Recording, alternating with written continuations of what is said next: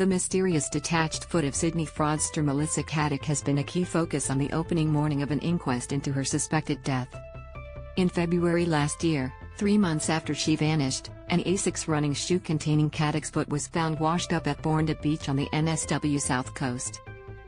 The unusual discovery, 400 kilometers south from her multi-million-dollar mansion in Sydney's Dover Heights, prompted some to speculate that Caddick, 49, had faked her own death by amputating her foot and fled the country.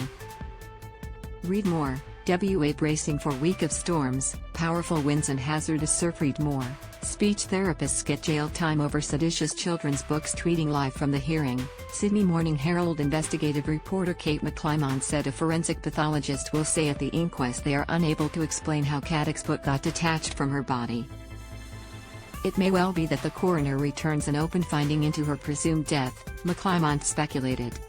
The veteran reporter co-hosted the Liar Liar podcast with 60 Minutes' Tom Steinfort, as they investigated the fraudster's 2020 disappearance. Jason Downing SC, counsel assisting Deputy State Coroner Elizabeth Ryan, said in his opening address that Caddick was suspected to be dead. A forensic pathologist is expected to say they could not determine if her decomposed foot was separated because of blunt force or decomposition before it washed ashore. With the right medical assistance, an amputation is not considered a lethal injury, Downing said, but on the balance of probabilities it was suspected that Caddick had already died. Caddick's parents Barbara and Ted Grimley and brother Adam Grimley along with her husband Anthony Coletti arrived this morning at the NSW Coroner's Court.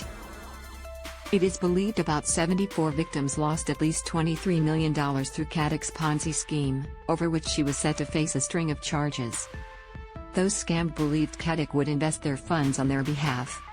She created fake documents to suggest she had done so, but instead used the money to fund her own lavish lifestyle. Caddick disappeared just hours after her home was raided by investigators from the corporate watchdog Asics. Coletti told police his wife left for a walk early the following morning, but did not report her missing until about 28 hours later. This delay will also be subject to scrutiny during her inquest. Attending officers said he provided several different versions which were confusing and didn't make sense. One police officer found Coletti on November 13 in a composed, relaxed and seemingly uncaring persona. Unlike any other person I had taken a missing person report from previously. At the time this constable believed Coletti was somehow involved in Miss Caddick's disappearance.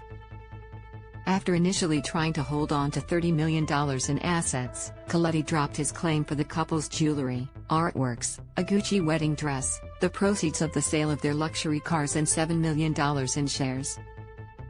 Read more. Experts debunk theory fraudster Melissa Caddick cut off her own foot. Caddick's parents are fighting to remain in an Edgecliff property they reside in. The Grimleys claim they were also scammed by their daughter, and that they had negotiated the right to live in the property rent-free until they died. Caddick's mother said her daughter was not offered food or drink during the full duration of the search warrant and holds Asics responsible for her suspected death, the inquest was told.